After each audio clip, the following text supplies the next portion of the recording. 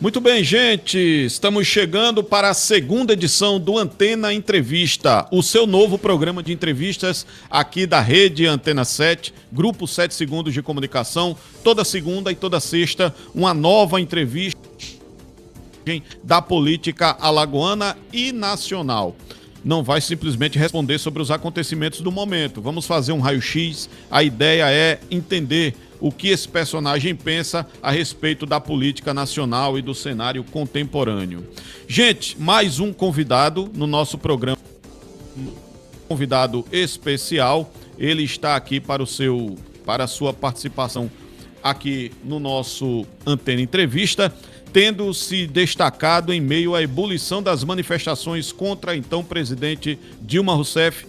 Ele é empresário, nascido em Aracaju, mas radicado na capital alagoana há mais de 10 anos. Em Maceió, construiu sua vida profissional no setor alimentício, até sentir o chamado para a luta ideológica.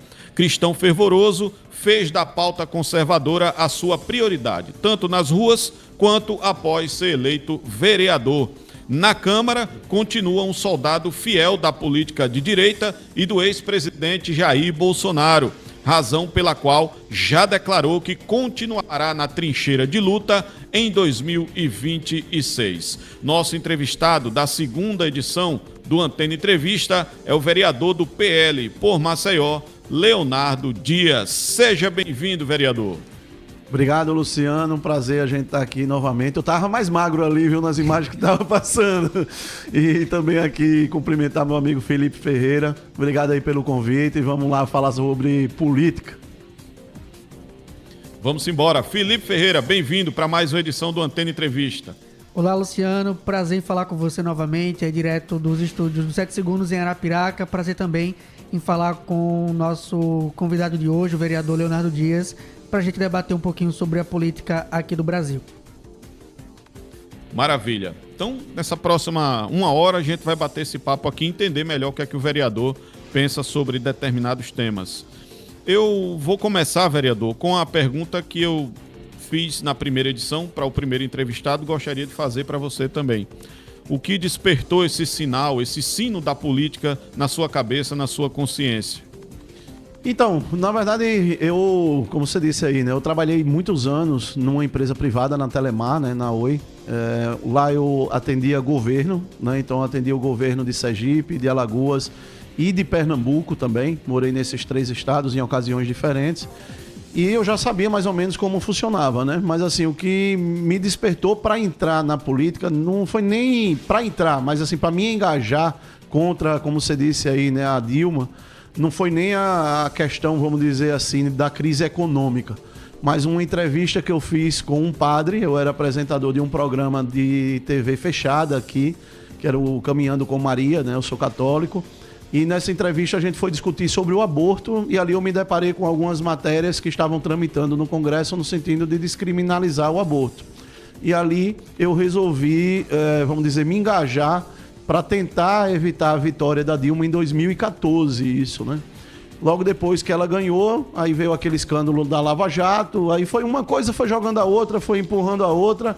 Quando eu dei por mim, eu já estava em cima de um trio elétrico ali na praia, comandando ali aquela manifestação, ajudando na manifestação ali junto com o Movimento Brasil, né? E, na verdade, foi um caminho que foi natural, foi acontecendo sem ser planejado, né? Em 2016... eu fui candidato a primeira vez, depois de relutar um pouco, de ter muito receio, porque como eu tinha trabalhado com o governo, eu sabia como era a política. E em 2020 a gente conseguiu aí a eleição. E aí tivemos o nosso primeiro mandato, estamos aqui, reeleito com 10.274 votos. Antes de passar para o Felipe Ferreira, eu quero dizer que já tem 10 anos também da primeira entrevista que eu fiz com você. Inclusive em cima de um trio elétrico naqueles atos do Fora Dilma, lá em 2015. Nem barba você tinha, viu? Não tinha. Felipe Ferreira, com você. Não tinha, nem cabelo branco. Na verdade, eu ainda tinha mais cabelo. Bom, vereador, Felipe, com você. A gente vai abordar agora um tema que está em alta e um tema do qual o senhor é autor, na verdade, um projeto de lei que autoriza os motoristas por aplicativos a utilizarem a faixa exclusiva para transporte público aqui na capital alagoana, que gerou discussão, causou também certa polêmica, porque algumas pessoas apontam, vereador, que a faixa exclusiva para ônibus pode ficar sufocada com essa medida. O que é que o senhor acha dessas críticas? Então, vamos lá. A primeira, assim, a faixa exclusiva de ônibus hoje já não é tão exclusiva, né? Ela é usada também por taxista em transporte, né, de passageiro, e também, recentemente, por pais autistas, né, pais com crianças autistas para transportar os seus filhos. Essa luta da categoria por usar a faixa azul é uma reivindicação bastante antiga, não é de agora, e a gente sempre teve muita dificuldade de operacionalizar porque eles não são regulamentados. Então não tem um controle, por exemplo, na identificação do veículo, de quem é aquele motorista. Então existiam algumas questões de ordem burocráticas que impediam isso. Essas medidas, elas foram pensadas, inclusive em reunião com o DMTT, né, de que a gente pudesse fazer a criação de um adesivo para identificação, porque esses motoristas não é assim, simplesmente vou me cadastrar na plataforma e vou andar na faixa azul. Não vai funcionar assim. Ele precisa fazer um cadastramento no DMTT, tem que comprovar lá que vai ter, sei lá, 500, 600 corridas nos últimos 12 meses realizadas, né? Ou seja, é um motorista mesmo, não é alguém que instalou a plataforma. Ele vai ter que colocar a identificação, né, de adesivo, vai ter que preencher, fazer vistoria anual, enfim, tem uma série de pré-requisitos para ele poder ter acesso ao uso da faixa azul. Ninguém vai ser obrigado a se cadastrar. Então vamos dizer que a gente tem aqui 10 mil motoristas de aplicativo e vamos dizer que a gente tenha, sei lá, 1.500 aí aptos a isso. Então, na verdade, não são todos os motoristas que vão usar. Vão usar aqueles que, de fato, têm essa profissão. Porque a gente sabe que muitos fazem a corrida, mas fazem somente em outros horários alternativos. O cara tem um emprego e faz ali um complemento de renda como motorista. Possivelmente, esses não serão alcançados por causa desses limitadores que o número mínimo de corridas, entendeu? Que vai ser definido isso junto na regulamentação por decreto da própria DMTT, né? Então assim, e hoje o que acontece? A gente tem faixa azul basicamente aqui na Rua do Shopping, Maceió, e tem também na Fernandes Lima. O da Fernandes Lima, aquela faixa exclusiva de ônibus da Fernandes Lima, ela deve sumir. Por quê? Porque nós vamos botar o BRT. Né? O BRT deve começar a obra em breve e todas as paradas vão ficar, na verdade, do lado esquerdo da via. Então vai haver uma mudança aí no trânsito da Fernandes Lima. Né? Então não afetaria tanto porque ali vai ser uma faixa exclusiva do BRT.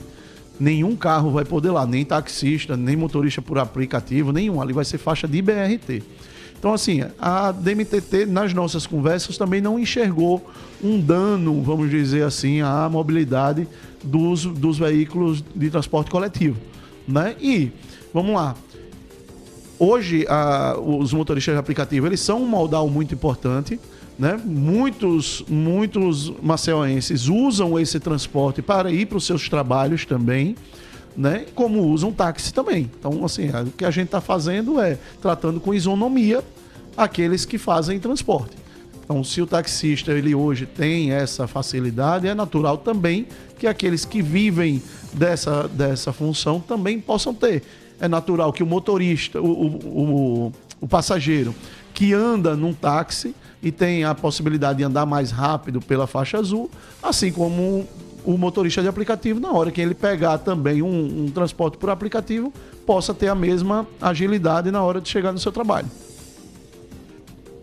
Ô, vereador, o poder público municipal constituído, o DMTT, né, atualmente, tem ferramenta, tem condição de fazer a fiscalização disso? Tem, porque assim, esse foi o grande entrave, entendeu, Luciano? Assim, a gente pensou muito sobre isso. Como é que o fiscal na rua vai identificar? Né? Então, a gente... Imagine, essa mesma dificuldade existe, por exemplo, para os pais de crianças autistas. Aí ele tem um carro pessoal. Como é que vai identificar que ali dentro tem uma criança autista?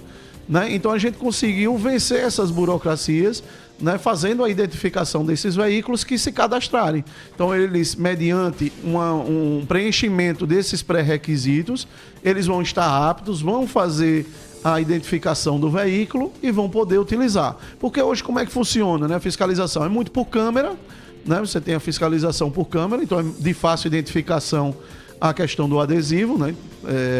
É só botar um adesivo tipo aquele parasol, né? Que pega o veículo todo. Não estou falando de um adesivozinho pequeno.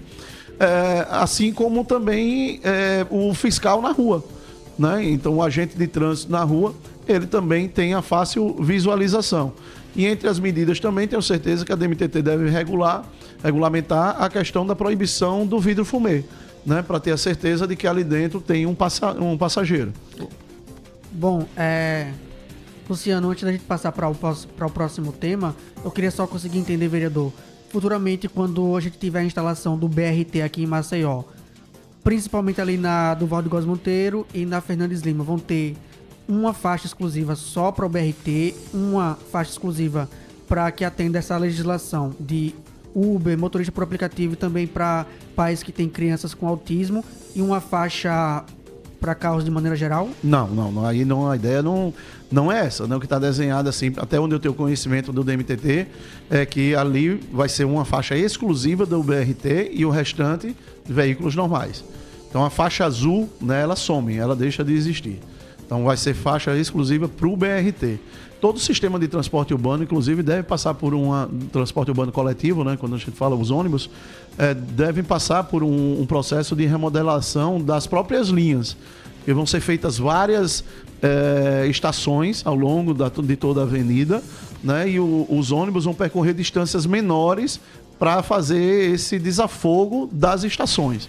Então isso tudo está planejado pelo DMTT, né? Acho que em breve eles devem fazer uma apresentação mais detalhada aí, inclusive para a imprensa. Então sem essa faixa exclusiva, essa que hoje vai se tornar lei, talvez se for aprovado, não vai mais estar em prática? Na Fernandes Lima, né? Fernandes Lima. No caso da Fernandes Lima e do Valdo Góes Monteiro. Mas outras faixas que forem adotadas pela cidade continuaria em vigor. Vereador, foi feito Essa é uma lei importante, né? Que vai impactar muito na questão do trânsito, principalmente da Fernandes Lima. Foi feito pela DMTT ou por alguma empresa contratada algum estudo de impacto? Porque quando a faixa azul ela foi idealizada, foi feito um estudo e na prática, quando os ônibus começaram a funcionar nessa faixa, de fato, a viagem ficou bem mais dinâmica. Já foi feito um estudo de impacto? Quantos veículos existem hoje que poderiam utilizar essa faixa? E como é que vai ficar a utilização depois que eles forem autorizados a circular nela? Então, hoje o DMTT tem mecanismos através das câmeras, né, de contagem de veículos, né? Então, eles têm o controle de quantos veículos trafegam nas vias. Hoje existe muita dúvida, Luciano. É muito difícil a gente fazer essa mensuração, porque como não há uma regulamentação dos motoristas de aplicativo, nós não sabemos nem quantos existem de fato rodando hoje, né? Então, esse número é desconhecido para a DMTT. Então, o que é que a gente vai fazer? Dentro do cadastro, da procura do cadastro, isso vai sendo observado, né? Se houver necessidade de rever, obviamente que a gente vai rever, entendeu? Então, assim, agora, é muito difícil a gente mencionar por quê? Porque simplesmente nós não temos o número de motoristas de aplicativo. A gente tem uma estimativa, né? Por exemplo, a Associação de Motoristas por Transporte de Aplicativo, a AMPAEAL, o Alex, né? Ele sempre fala em um número aí próximo de 10 mil, em torno de 10 mil ao todo, né? Mas isso não quer dizer que esses 10 mil estejam rodando todos os dias também. Porque, como eu disse, assim, muitos motoristas têm aquilo ali como um complemento de renda. Então, o cara tem a fonte de renda dele, tem o trabalho dele, mas ele só trabalha, 6 horas. Então, ele faz ali mais um turno de 4 horas, de 6 horas para complementar, ou mesmo só roda no fim de semana.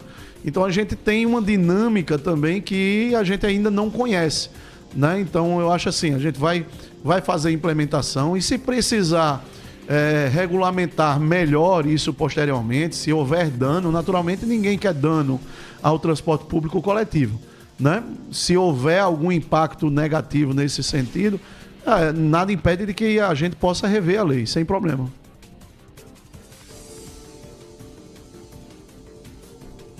Você, Felipe. Bom, vamos mudar o assunto, vereador, para falar sobre uma outra pauta que ganhou destaque na Câmara Municipal de Maceió, que é sobre a internação compulsória para pessoas que vivem em situação de rua. Já teve também uma audiência pública lá na casa para debater o assunto, vereadores com posições contrárias, e eu queria entender qual é o seu posicionamento quanto a esse tipo de internação. Então, veja só, a internação compulsória por si só, na minha percepção, não funcionaria da forma como tem se pensado, né? O que tem se falado não para acabar com a Cracolândia, para acabar com os moradores de rua, os moradores na rua, né? A população de rua, acabar com esse cenário urbano. Para evitar arrumbamentos também, né? Vamos fazer uma internação compulsória que isso resolveria. Não é tão simples assim, né? A internação compulsória, quando realizada sem o estabelecimento de laço familiar para um pós-tratamento, ou mesmo uma política de assistência social em moradia e emprego para essa pessoa pós-tratamento, não adiantaria muita coisa. Porque o tratamento demora 90 dias, só são 3 meses. Depois desses 3 meses, o que acontece com essa pessoa? Vai ser colocada aonde? O primeiro dia fora da clínica vai ser aonde? Vai ser na rua, junto com o mesmo meio social que ela tinha antes, com as mesmas companhias que ela tinha antes, morando na rua. Não me parece que isso vá mudar a vida dessa pessoa. E eu digo isso porque eu conheço uma boa parte da população de rua, conheço muita gente, que inclusive já se internou não só uma vez, mas 5, 10, 15, 20 vezes. Né? E que infelizmente, ao terminar o tratamento, retornou para a rua. E quando retorna para a rua, infelizmente, volta a consumir a droga. Eu tenho dito o seguinte, né? Assim, na minha experiência, eu digo, né, o Luciano me conhece aí até antes de eu pensar em ser político, 10 anos atrás, 11 anos atrás, como ele falou. Eu há 15 anos trabalho de alguma forma com a população de rua, por causa da igreja, né? E pude aprender um pouco a realidade dessas pessoas. Então, normalmente a pessoa para na rua por causa de um problema de saúde, seja ele a dependência química, ou seja ele uma depressão, um rompimento brusco de família, um pai que morreu, uma mãe que morreu, enfim. E a pessoa termina indo para a rua. Quando chega na rua, vira um problema de assistência social, além do problema de saúde. E aí há uma ausência também de políticas. Se não tratado, que é o que hoje acontece na boa parte das vezes, a pessoa, para alimentar o vício, aí sim começa a virar um problema de segurança pública, porque ele vai começar a fazer furto. Então ele vai vandalizar uma loja à noite para roubar alguma coisa, vai fazer um assalto pequeno ali de um celular ou de alguma coisa para poder comprar droga. Então a segurança pública é aquilo que mais choca a população, né? Por quê? Porque começa a se sentir ameaçada. Então hoje o sentimento que o maceioense tem nós estamos nos sentindo ameaçado, amedrontado, porque isso tem crescido. E é uma realidade. Mas atuar somente na segurança pública não vai resolver. A gente precisa atuar na saúde, na assistência social e, claro, se for necessário, na segurança pública. Né? Então, a gente tem mecanismo. Hoje a gente tem muito aparato, arcabouço legal, direitos garantidos, porém inacessíveis. Então, se você hoje for ali na Praça Sinimbu, conversar com 5 ou 10 moradores ali, vocês vão ver que metade não tem documento, o básico. Metade não tem documento. Aí, em tese, eles teriam direito a um auxílio social, um auxílio moradia. Aí, para acessar o auxílio moradia, é um outro trâmite difícil. Né? Então, não consegue o auxílio moradia. Também não adianta você botar numa moradia se não der um emprego, porque como é que ele vai sustentar a casa? E a falta de documentação, como o senhor falou, que é básica, acaba impactando nisso tudo, né? Impede tudo, né? E às vezes o que acontece? A pessoa é de fora. Aí a pessoa, para conseguir fazer a documentação aqui, quem é de fora, tem que pedir a certidão de nascimento de onde nasceu. Aí isso demora 30, 40, sei lá, 50 dias para chegar. Para ele começar a ter documento para poder fazer a entrada nos benefícios. Então, assim, é muito problemático. É uma população que é rotativa, né? Então, a pessoa que está aqui amanhã saiu, não cria laços, né? Não cria vínculos. Então, se a gente não acelerar todo esse processo, Luciano e Felipe, de chegar e numa abordagem única, conseguir deixar o cara com a documentação, ou conseguir levar ele para o tratamento, ou conseguir ali pessoas que não estão em condição de dependência e já encaminhar para um curso profissionalizante, para um emprego, quem sabe, não vamos conseguir resolver isso. Eu estou indo terça-feira agora a São Paulo. São Paulo, vocês devem ter visto na imprensa, que tem 2 dias que amanhece a Cracolândia vazia. Isso não quer dizer que não exista mais dependência química em São Paulo, ou não exista mais população de rua em São Paulo, mas é um claro sinal de que está enfraquecendo esse movimento. Então a gente precisa aprender com quem está fazendo certo.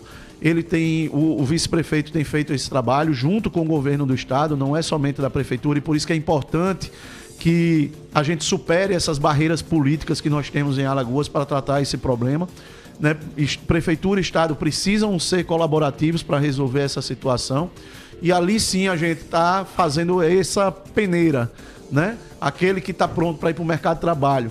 Tem vaga nas empresas, por exemplo, que prestam serviço da prefeitura, de limpeza urbana, de manutenção predial, ou mesmo nas construtoras de servente de pedreiro. Tem como ajudar essas pessoas? Coloca o auxílio moradia, coloca ele para trabalhar. Aí você devolve a autonomia.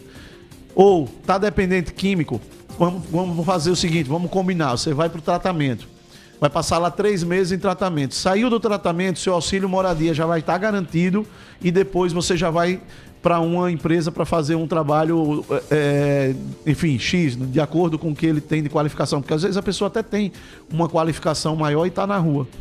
E eu digo que isso sim, você devolve a autonomia, você devolve a chance da pessoa ter uma nova oportunidade. E quando a gente para e pensa só na internação compulsória, é um pouquinho de toda essa complexidade. Eu diria que tem casos que precisa da internação compulsória, sim.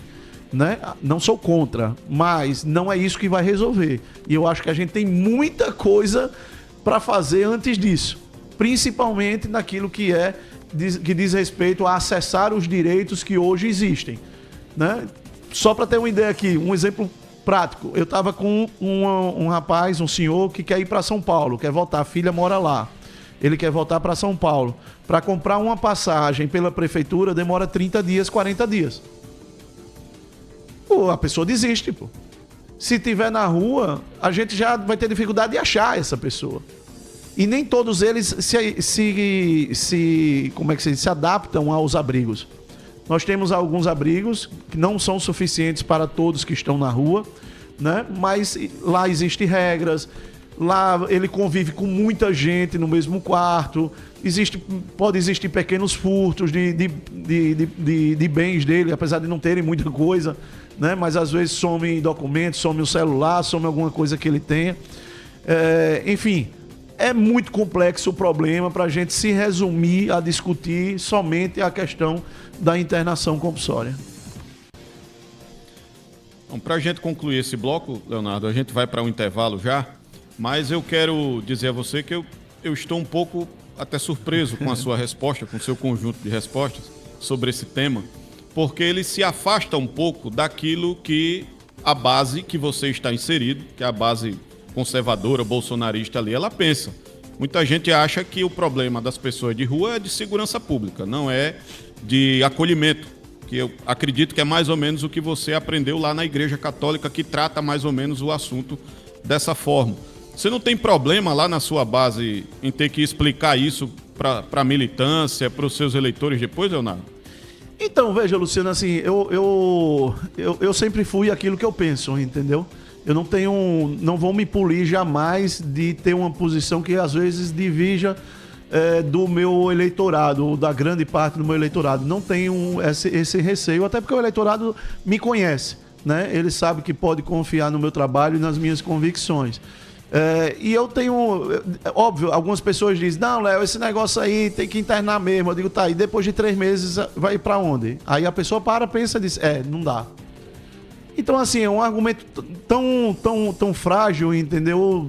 É uma visão, às vezes, tão limitada. E eu não estou dizendo que o meu eleitor pensa sempre assim não, tá, Luciano? Muita gente pensa como eu. Por quê? Porque o meu eleitorado, ele também é cristão. Né? Então, os cristãos, eles não querem que a cadeia seja a única fonte de esperança ou de saída para essas pessoas, não. Né? A gente quer que as pessoas possam se desenvolver. Agora, aí eu preciso concordar com você num seguinte sentido. A esquerda, ela soube, aí falando um pouco de política, vamos entrar na política aqui, a esquerda, ela soube monopolizar, assumir para si e transformar a caridade em uma luta política. A caridade, ela é uma característica de quem é cristão. A direita, ela tem um pouco de dificuldade de navegar nessa questão da justiça social, né? Porque a gente não defende o justiçamento social, justamente por conta dessa monopolização que a esquerda conseguiu fazer. E o meu mandato, inclusive, ele é referência hoje no Brasil inteiro. Né? Porque as pessoas pensam assim, o vereador Leonardo Dias de Maceió trabalha com o pobre, sabe como tratar com o morador de rua, sabe como furar essa bolha, né? E eu não estou fazendo nada mais do que aquilo que eu acredito, porque antes de ser de direita ou de esquerda, eu sou católico, eu fui batizado antes de ter minha convicção política. Né? Então, assim, os valores que eu carrego da caridade, da empatia, do amor ao próximo, é muito anterior à minha convicção política ou a qualquer político. E eu jamais renunciaria a isso por conveniência política. Né? Agora, eu concordo com você. Erradamente, né, a direita se afasta um pouco dessas pautas. E eu tenho essa crítica à direita, eu falo muito isso com meus pares, inclusive, né, da necessidade da gente devolver a caridade para Cristo. Não é uma bandeira política da esquerda. O pobre não é uma propriedade da esquerda. O pobre precisa ser cuidado com amor cristão, com fraternidade. Se a gente defende Deus, pátria, família e liberdade, o primeiro é Deus. E Deus sem caridade não existe. Perfeito. Vamos fazer uma pausa, então. Nós vamos agora para a primeira parada do nosso Antena Entrevista e a gente volta daqui a pouquinho com mais respostas do vereador por Maceió, Leonardo Dias. Voltamos já. Antena 7, a rádio que conecta você ao universo da informação.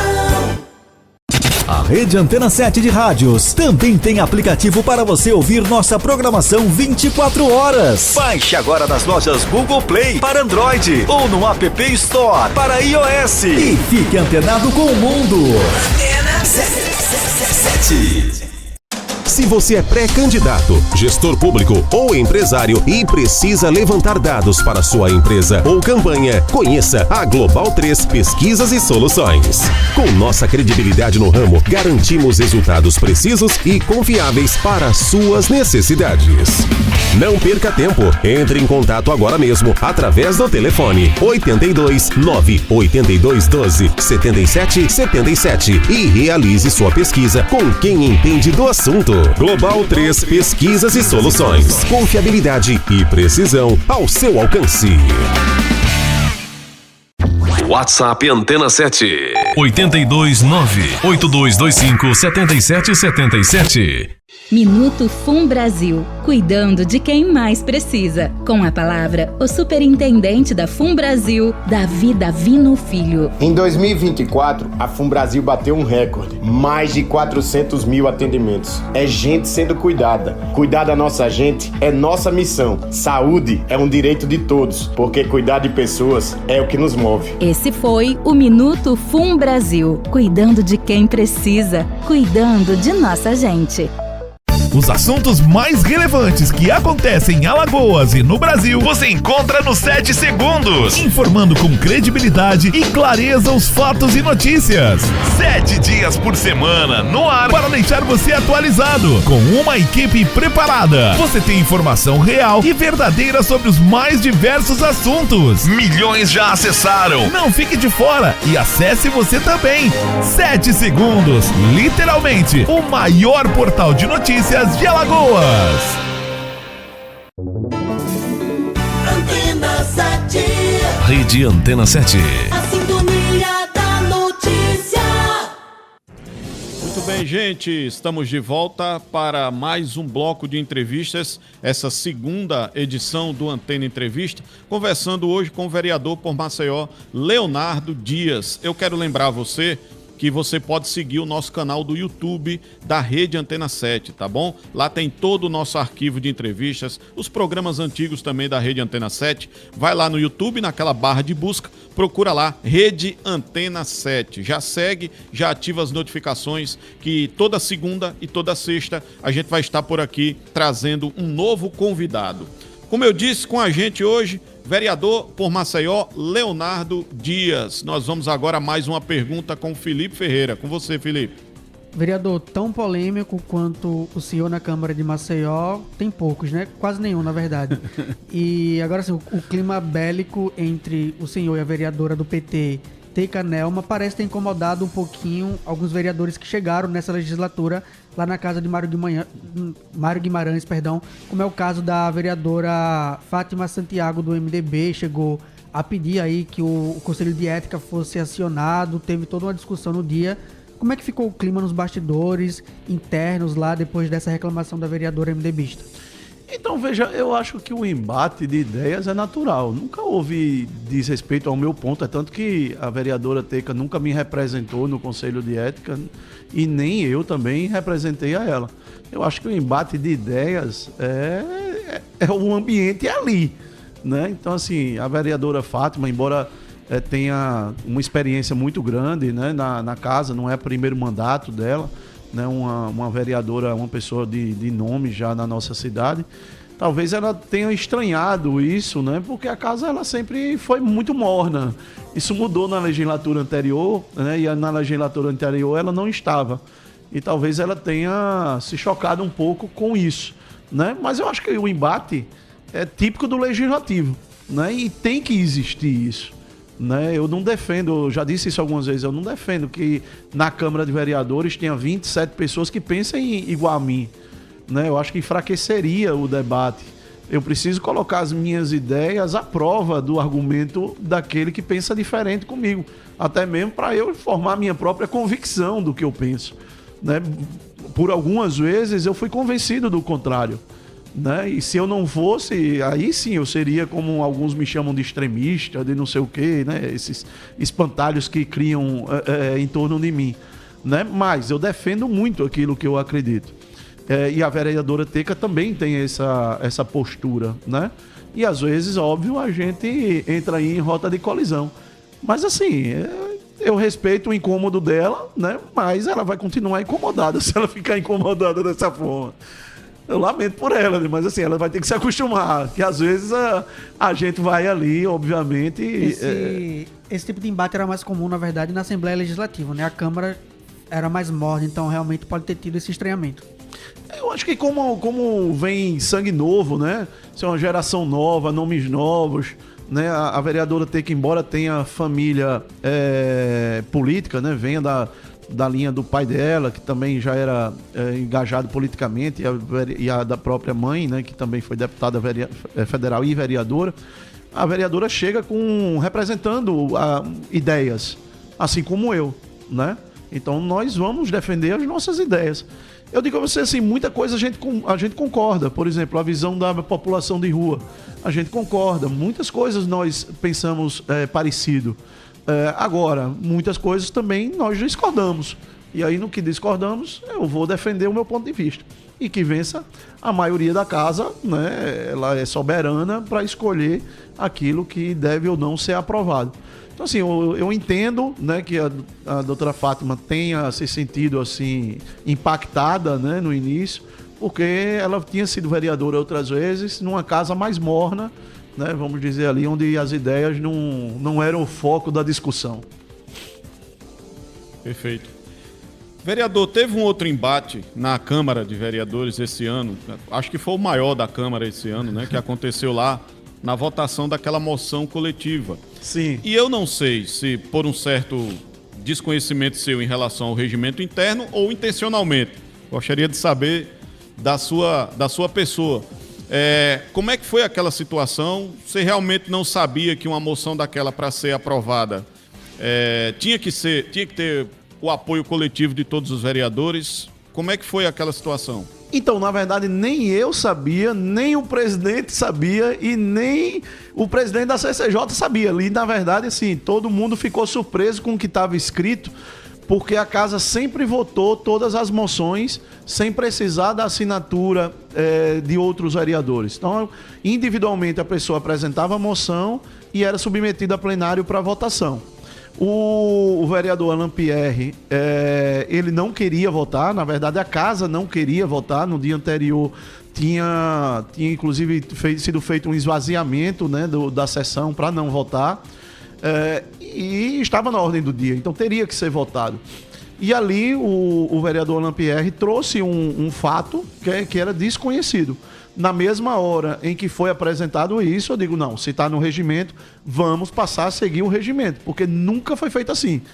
Eu fui vereador para os últimos 4 anos, né? E nos 4 anos anteriores, a rotina era, o vereador quer fazer uma moção, pode fazer o protocolo dela e seria votado em plenário.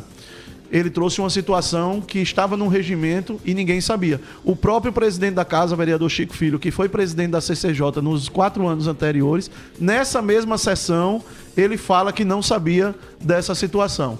Então, na verdade, agora a gente ou vai ajustar o regimento para voltar a ser como a gente sempre fez, né? Ou vai continuar dessa forma, somente fazendo a leitura e a moção ser de caráter individual. Mas ali, repito, assim, regimentalmente o Alain Pierre estava certo, embora o desconhecimento da gente, porém a briga, né, vamos dizer assim, a discussão mais forte, acalorada que houve, foi por um adjetivo que ele me imputou e que não correspondia, e não corresponde àquilo que eu sou, né? E ali eu tive uma reação realmente, vamos dizer assim, elevada, para dizer o mínimo, né? O senhor se arrepende? Não, eu não me arrependo, assim, porque... eu me arrependo porque eu cheguei a bater na mesa e isso não é de mim, né? Mas, assim, eu acho que precisou dar uma resposta também. Porque em algumas outras ocasiões, o mesmo vereador tinha também inserido palavras em discursos meus que eu não tinha dito, né? Então já estava ali uma situação de desconforto entre nós dois, né? Então, assim, eu espero que isso se resolva, porque, como eu digo assim, eu tenho respeito por todos que estão ali, né? Inclusive até mesmo pelos que pensam diferente de mim ideologicamente, né? Então, assim, mas aquele fato ali que aconteceu, né, só para deixar claro, ele tinha a razão regimentalmente, mas não tinha razão ao me imputar uma característica que nem de longe corresponde àquilo que eu sou. O pessoal se retirou mesmo da Câmara para não votar a sua moção, Leonardo? A maioria da Câmara hoje é contra a anistia? Eu não sei se é contra a anistia, eu até acho que não, sabe, Luciano? Mas às vezes você adotar uma posição pública sobre determinado tema é delicado para alguns políticos, né? Políticos que tem gente que pensa ou que vota tanto de um lado quanto de outro, né? Então vamos lá, o meu eleitorado é metade Lula, metade Bolsonaro. Para esses é melhor não votar, né? Então, assim, eu acho natural da democracia. Agora, existia a opção de se abster, entendeu? Eu já me abstive em algumas votações, poucas, mas me abstive, porque eu não tinha opinião formada. Então era natural que essas pessoas que não quisessem votar ou que não têm opinião formada, simplesmente optassem pela abstenção. E foi isso que eu pedi aos colegas, né? Olha, eu sei que para alguns isso aqui é incômodo, se abstenha, né? Mas assim, no dia anterior, de fato, houve um esvaziamento, né? É só você pegar assim, pouquíssimas vezes nos últimos 4 anos, alguém pediu recontagem de voto, recontagem de quórum, né? E foi feita uma recontagem de quórum nessa sessão específica, entendeu? Então, assim, enfim, mas é um caso que já passou. Bom, já passou, mas o senhor usou a seguinte frase agora há pouco. Espero que essa situação se resolva. Isso quer dizer que essa questão entre o senhor e o vereador Alain Pierre ainda não foi apaziguada? Ele tem feito o mandato dele e o meu também. A gente não tem mais brigado, debatido, qualquer coisa, ou novos desentendimentos. Isso não tem acontecido, né? Mas também não tem uma relação de coleguismo como eu tenho com todos os outros, ou mesmo de amizade como eu tenho com alguns ali, né? Então, assim, eu não sou de ter inimizade com ninguém, quem me conhece sabe disso, né? Mas, assim, quando eu falo que se resolva, é que não fique esse clima chato, incômodo, nem para mim, nem para ele. Essa operação da Polícia Federal, vereador, sob a Câmara de Vereadores, que acabou afastando aí o vereador Ciderlane, você não acha que esse tipo de situação, essa acusação de rachadinha, né? Ela não acaba manchando como um todo a imagem da Câmara, vereador?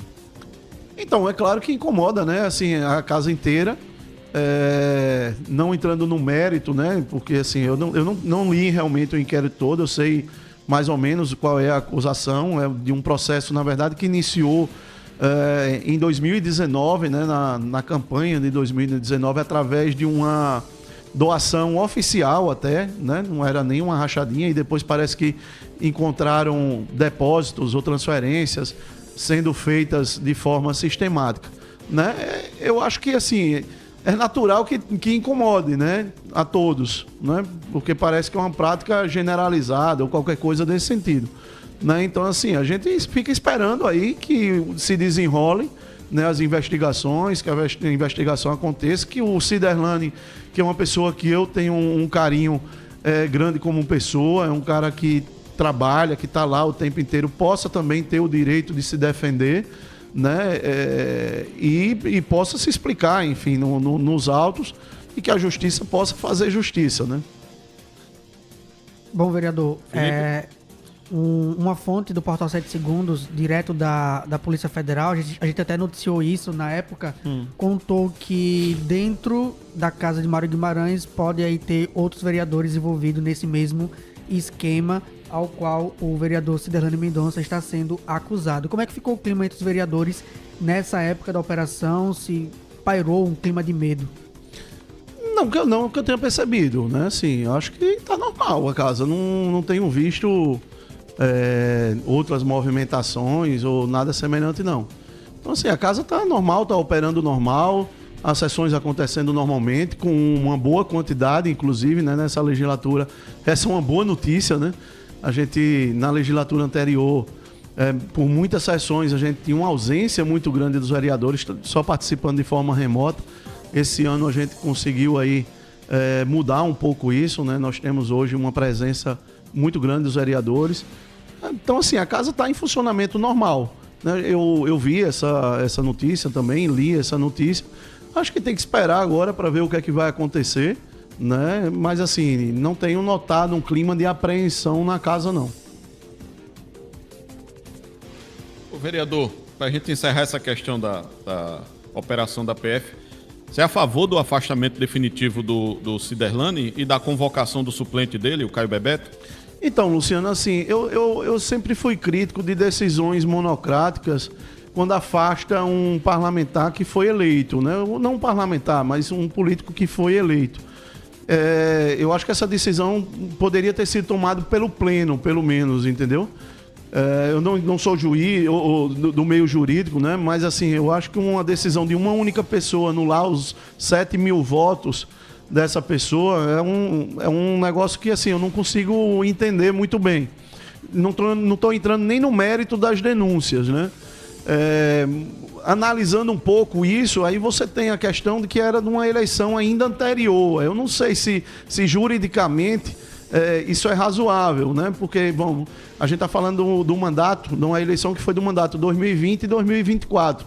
A gente já está num outro mandato, né? Então, assim, eu acho que o Pleno, a qualquer momento, deve se debruçar sobre essa medida. Acredito que a defesa do Ciderlane tenha apresentado algum remédio jurídico, né? E o Pleno possa fazer esse julgamento para decidir se ele vai continuar afastado ou vai ser cassado, enfim, não sei, ou se ele vai poder retornar ao mandato, né? Enquanto isso, a casa tem um regimento interno que prevê até 120 dias de afastamento, e que tem aí sido o entendimento da Procuradoria da Casa e do presidente da Casa que a posse só é necessária nesse momento aí após os 120 dias.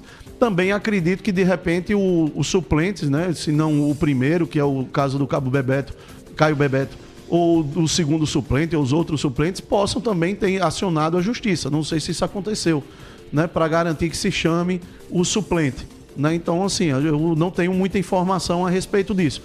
Mas a rigor, né, assim, até por questão de manter a minha coerência, né, eu não posso achar que é tão normal assim uma pessoa somente numa decisão chegar e afastar uma pessoa que teve mais de 7 mil votos, ou 10 mil votos, 5 mil votos, ou seja lá quantos votos ela teve. Eu acho que a melhor decisão seria o pleno, entendeu? Nada contra o juiz, né? Eu acho que, desculpa, foi até uma juíza, eu acho que proferiu a decisão, né? Mas assim, o entendimento meu é nesse sentido. Principalmente por uma decisão que ainda está na esfera da investigação, né? Não há uma condenação ainda, né? Exato, esse é um outro aspecto que é importante, né? Se ele está investigado, né? Pelo que eu sei, não foi oferecido ainda nem a denúncia, né? Então, assim, eu acho que se há indícios ainda da permanência, da rachadinha e etc., né? Que que inclusive foi feito, né? Que os assessores fossem afastados, né?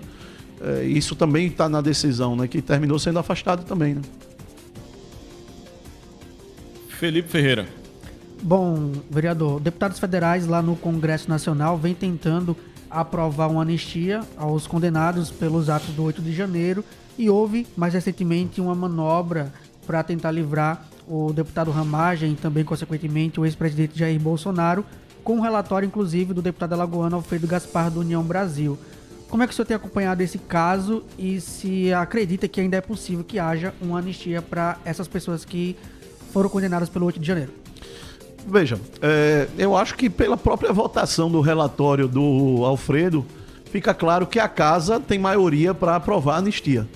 Né? Então, assim, há um desejo da Casa de anistiar essas pessoas. Só que nós precisamos que o presidente paute, né? O Hugo Mota. E aí o Hugo Mota tem segurado a tramitação do PL da anistia. Eu só vou discordar, Felipe, assim, de você, assim, falou de manobra. Na verdade, são possibilidades constitucionais, né? E que, infelizmente, o STF derrubou numa turma a decisão do Congresso. Não é de hoje que existem esses impasses, né, especialmente da Suprema Corte, né, do STF, em cima do Legislativo e também do Executivo na época do Bolsonaro. Né? Se a gente pegar, por exemplo, o que começou tudo isso, né, foi quando o Bolsonaro foi impedido de nomear o próprio Ramagem, lá atrás. O STF chegou e proibiu o Bolsonaro de nomear o Ramagem, quando era um ato discricionário puramente administrativo do Bolsonaro. Né? Então não é de hoje que existem essas quebras de limites do poder, porque os três poderes eles são independentes, mas devem ser harmônicos. E infelizmente essa harmonia já não está existindo já há algum tempo. Né? E agora, vamos dizer assim, está harmônico com o executivo desde que o Bolsonaro saiu. Né? Não há mais contestação, não há mais 24 horas para explicar nada, não teve 48 horas para explicar o roubo dos velhinhos, não teve nada. Mas com o Congresso agora, que é de maioria conservadora, começa a ter esses embates. Né? E isso tende ainda a acentuar, porque eu tenho certeza que em 2026 nós teremos a maioria do Senado e a maioria da Câmara. O PL fez 100 deputados federais na última eleição, nós vamos fazer mais do que 100 nessa eleição e vamos fazer a maioria dos senadores, eu não tenho dúvida nenhuma disso. Né? Então, qual vai ser o comportamento? É só na esfera política? Vamos tentar derrotar o bolsonarismo à força? Né? Então, assim, é complicado, é difícil. Vereador, com relação a essa investigação da Polícia Federal, uma longa investigação, foram vários personagens indiciados, vários núcleos, né? O núcleo crucial, onde faz parte o ex-presidente Bolsonaro. Como é que o senhor avalia essa investigação da Polícia Federal? O senhor avalia que não houve essa tentativa de golpe de Estado, mesmo diante de todas essas... de todos esses indícios, reuniões que foram realizadas dentro do Palácio do Planalto, a participação ativa do general Braga Neto, o que teria sido toda aquela organização, então, se aquilo ali não foi uma tentativa de golpe de Estado? Tiano, me diz uma coisa, como é que a pessoa vai dar um golpe de Estado já tendo transferido o poder das Forças Armadas para o seu sucessor? Não tem o menor sentido isso. O Bolsonaro, ele nomeou o chefe do Exército, o chefe da Marinha e da Aeronáutica do Lula antes de ir embora. No dia 30, Bolsonaro foi para Disney. O fato do dia 8 de janeiro querem imputar como sendo a decorrência dessa tentativa de golpe, mas o Bolsonaro estava nos Estados Unidos e ele já tinha, inclusive, dito às pessoas que no dia 1º, é porque essas peças não estão na investigação, mas o Bolsonaro, antes de viajar, antes de decolar, ele gravou dizendo que no dia 1º o mundo não acabava, tentando tranquilizar as pessoas, para que as pessoas retornassem. Eu mesmo, no dia 1º de janeiro, fiz um tweet que, inclusive, até apanhei de alguns setores da direita, quando eu disse, vão para casa, vão cuidar da família de vocês, saiam da porta dos quartéis. Nenhum político de direita esteve à frente, nem eu, nem Cabo Bebeto, nem delegado Fábio Costa, nem Alfredo Gaspar, ninguém. Então não existia respaldo político absolutamente nenhum nessas situações. Agora, infelizmente, né, e aí eu digo, tiveram pessoas que ficaram nessa instigação, né, e isso aí sim tem alguns influenciadores, algumas pessoas que ficaram alimentando uma esperança e não sei o quê, né, como se fosse acontecer alguma coisa. As pessoas me paravam na rua, Léo, e aí, o que é que vai acontecer? Eu digo, nada, irmão. Nós temos que aprender onde nós erramos e temos que pensar daqui para frente. Como nós vamos recuperar o nosso país, como nós vamos voltar a ganhar uma eleição.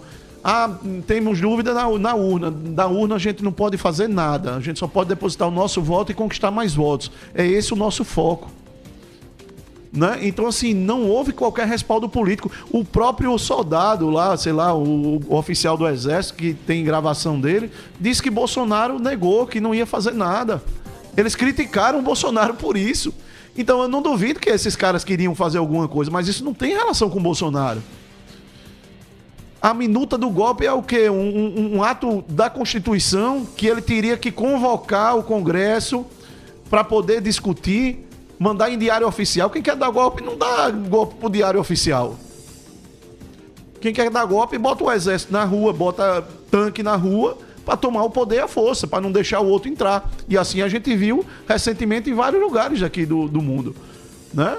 Que tentaram dar golpe e a primeira coisa que quando se quer dar golpe é Força Armada. O que é que o Bolsonaro fez com a Força Armada? Entregou pro Lula. Antes mesmo de acabar o governo dele. Então, assim, não me parece que tenha qualquer cabimento um negócio desse. Eu digo isso porque eu conheço quem estava ali. Eu conheço boa parte das pessoas que compunham o governo Bolsonaro. Né? Então, assim, nunca houve esse negócio de golpe, de dar golpe. Não. A gente precisava aprender com os nossos erros, né? E trabalhar para que não aconteça de novo, que a gente possa ganhar em 2026. E assim tem sido. A gente conseguiu fazer um congresso de maioria, não de maioria, mas num excelente número, 100 deputados federais, que tem feito um trabalho de oposição muito bom, né? E que eu tenho certeza que, como eu disse anteriormente, em 2026 nós faremos muito mais. Então, assim, eu inclusive, assim, repito, né? Eu mesmo fui criticado porque em determinado momento falei sobre aquelas manifestações do Exército, e não é de hoje que eu falo, desde 2021. Veja, em 2021 acho que teve uma manifestação que o pessoal foi para a porta do Exército. E eu fiz essa crítica. Ele vai fazer o que lá no Exército? Vai pedir para dar um golpe no Bolsonaro? Né? Então, assim, porque o Bolsonaro é o presidente, vai lá fazer o quê? Então, assim, né? Então, mas infelizmente, né? Infelizmente, uma parte das pessoas estavam tão revoltadas, né? Com a perda, com o que poderia vir, não queriam que os velhinhos fossem roubados, né? Lá atrás, já imaginavam que isso ia acontecer, porque isso devolver o cara para a cena do crime, né? Como diz o vice dele, e que no desespero, enfim, fizeram coisas que sempre falaram contra. Porque eu tenho certeza que aquelas pessoas que, mesmo aquelas que danificaram ali, no auge da emoção, da revolta, são pais de família, mães de família, que num momento de loucura, né, ali no oba-oba, na instigação, terminou fazendo aquilo. Né? Agora, eu sou favorável que essas pessoas até respondessem por depredação, por vandalismo. Eu sou autor de uma lei que tem punição para vandalismo aqui em Maceió. Para punição, inclusive com manifestação. Né? Eu sou autor de uma lei, é isso que eu defendo. Agora, por golpe, uma pessoa pegar 14 anos porque pintou uma estátua, enquanto um pedófilo pega 12, 13... Um estuprador pega 12 anos e uma mulher cabeleireira que tem profissão primária com um filho pequeno pegar 14, isso não é justiça. Infelizmente isso não é justiça. É justiçamento. Né? Então é preciso essa razoabilidade. E por isso a anistia.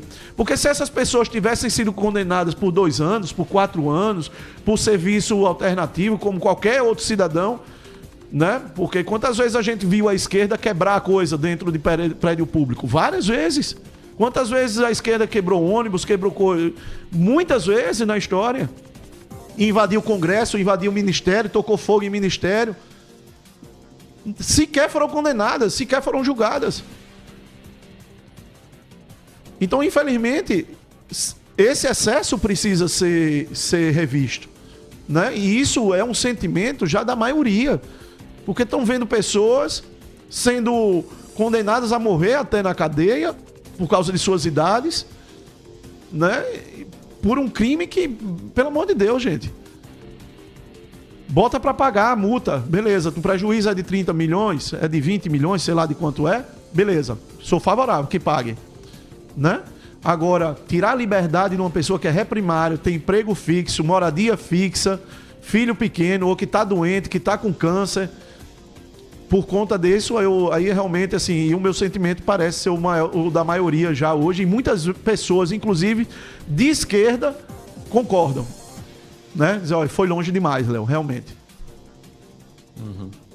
Felipe Ferreira, pelo adiantado da hora, sua última pergunta, Felipe. A última pergunta já? Então, vereador, a gente vai falar agora sobre as eleições de 2026, né? A gente tem acompanhado essa movimentação do prefeito aqui de Maceió, JHC, se ele vai deixar o PL, se ele vai migrar para um partido da base do presidente Lula, a fim aí de emplacar sua tia como ministra do STJ. O senhor é líder do PL na Câmara de Maceió, tem aí uma certa ligação com o prefeito aqui da capital. Queria entender o que é que o senhor acha dessa possível mudança do prefeito JHC, que foi eleito com a base bolsonarista aqui em Maceió, se bandear, se mudar de partido e aí para os braços do presidente Lula. Então, veja, essa é uma situação, Felipe, que já vem sendo falada na imprensa, eu acho que já há uns 4 meses, ou mais do que isso, né, vem comentando sobre essa possibilidade. Eu tive em algumas ocasiões com o JHC, questionei sobre isso, todas as vezes ele foi enfático dizer que não aconteceria isso, que ele não sairia do PL. Por ele estar no PL, né, por ser de direita e etc., ele vai estar abrindo mão de mais um eleitorado muito representativo na nossa cidade, especialmente porque Maceió é historicamente uma cidade de direita. Então eu não vejo uma conta eleitoral, uma conta matemática eleitoral que compense isso, né? Então eu acho que seria um erro grande para o JHC nesse sentido, né? Eu entendo, obviamente, que ele tem o desejo de ver a tia nomeada para o STJ, é uma profissional extremamente competente, nem precisaria também desse empenho tanto do JHC se fosse a mensuração só da capacidade do profissional, mas a gente sabe que é uma nomeação também política, passa pela política, né? Mas assim, eu não acredito nesse movimento. Pode ocorrer, na política tudo pode ocorrer, né? Mas assim, os passos que eu tenho visto é de que isso não ocorrerá. Apesar da imprensa estar o tempo inteiro, inclusive o amigo Luciano aí o tempo inteiro botando essa lenha na fogueira. Faz parte do nosso trabalho. Vereador Leonardo, para a gente encerrar de verdade, quais os destinos do PL e o seu destino em 2026? Você continua no PL, você já disse que é candidato a deputado estadual, para ficar registrado aqui, mantém essa candidatura a deputado estadual. E quantos federais vai fazer o PL aqui em Alagoas? Hoje é difícil a gente responder, né, Luciano? Assim, se o JHC permanecer no PL, como se desenha, eu acho que a gente tem capacidade para fazer 3 federais, né? Então, acho que é um partido que vem aí com a possibilidade de fazer 3. Estaduais, aí eu acho que a gente consegue fazer aí na faixa de 6 para mais, né? A gente fez uma chapa com 11 vereadores de 27. Então o JHC ele é uma força política muito grande. Se o JHC sair do PL, aí a gente vai ter que reconstruir o partido em muito pouco tempo. É um desafio muito grande, né? Então a gente não sabe, por exemplo, eu não vejo muito sentido, eleitoralmente falando, em um dos deputados federais nossos, mesmo os de direita, virem para o PL, porque eles precisariam montar uma chapa para poder se eleger, e não é tão fácil você montar uma chapa faltando somente um ano, né? Então pode ser que seja difícil alguns dos federais virem para o PL. Talvez alguém novo possa ser candidato a deputado federal, que não será o meu caso, né? Eu estou sacramentado, eu quero permanecer em Alagoas, já disse que meu futuro político é aqui, né? Não tenho interesse em ir para Brasília por questões pessoais e profissionais também, né? Especialmente as pessoais. Então, o meu caminho é realmente ser candidato a deputado estadual. Vai ser a primeira vez que eu serei candidato, nunca fui candidato a deputado estadual, né? Então acho que seria o meu passo. Quanto ao PL, vai depender muito aí realmente dessa, vamos dizer, especulação que existe hoje aí em torno de uma saída ou não do JHC do partido. Para a gente encerrar mesmo, Leonardo, eu tenho certeza que o Felipe gostaria de fazer essa pergunta. Se não for o Bolsonaro o candidato ao presidente, quem é que é o seu candidato do coração? Meu candidato, sem ser ele, é quem ele mandar. Mas, assim, eu gosto muito do nome do Tarcísio. Eu acho que eleitoralmente o Tarcísio é um nome muito forte, especialmente se vier com o vice com o sobrenome Bolsonaro. Eu acho que a Michele Bolsonaro, o próprio Eduardo Bolsonaro, como vice do Tarcísio, seria uma chapa muito boa. Ou mesmo o Eduardo Bolsonaro, candidato a presidente. A Michele seria também, mas eu acho que o presidente, acho que o próprio Bolsonaro não compraria essa ideia por proteção a Michele. Ele tem dito recentemente, falou ao UOL que a Michele seria um bom nome. Então tá mudando. Coisa boa. Mas assim, eu acho que a Michele Bolsonaro seria um bom nome, né? É uma pessoa excelente, conhece a política também, embora nunca tenha exercido cargo, mas ela conhece muito bem a política, tem feito um trabalho muito grande no PL Mulher, né? Feito uma articulação muito com sucesso enorme. Né? Gosto muito desse nome. E tem o próprio Eduardo Bolsonaro, né? Que saiu do país para se proteger naquele momento, né? De uma decisão que pudesse caçar ali o passaporte dele. Mas existe a perspectiva de tão logo os Estados Unidos faça uma sanção ao Alexandre de Moraes, o que está se encaminhando nesse sentido, ele retorne para o Brasil. Então pode ser que seja o Eduardo, pode ser que seja a Michele, pode ser que seja o Tarcísio, mas por enquanto é o Bolsonaro mesmo. Muito bem. Ponto final então nessa edição do nosso Antena Entrevista. Eu quero agradecer demais a presença aí nos estúdios da Rede Antena 7 Maceió do vereador Leonardo Dias. Obrigado, vereador. Obrigado, Luciano. Sempre um prazer aí conversar com vocês. Estou aqui hoje no meio de 2 progressistas, mas que a gente se dá bem. Deus abençoe. Amém. Obrigado, vereador. Felipe Ferreira, obrigado. Até a próxima. Obrigado, Luciano. Até a próxima. Quero agradecer também ao vereador Leonardo Dias por ter aceito esse convite para a gente bater esse papo. E a gente é progressista, você é de direita, vereador, mas a gente consegue discutir bem, sem brigar, sem bater na mesa. Isso é o bom da democracia, né?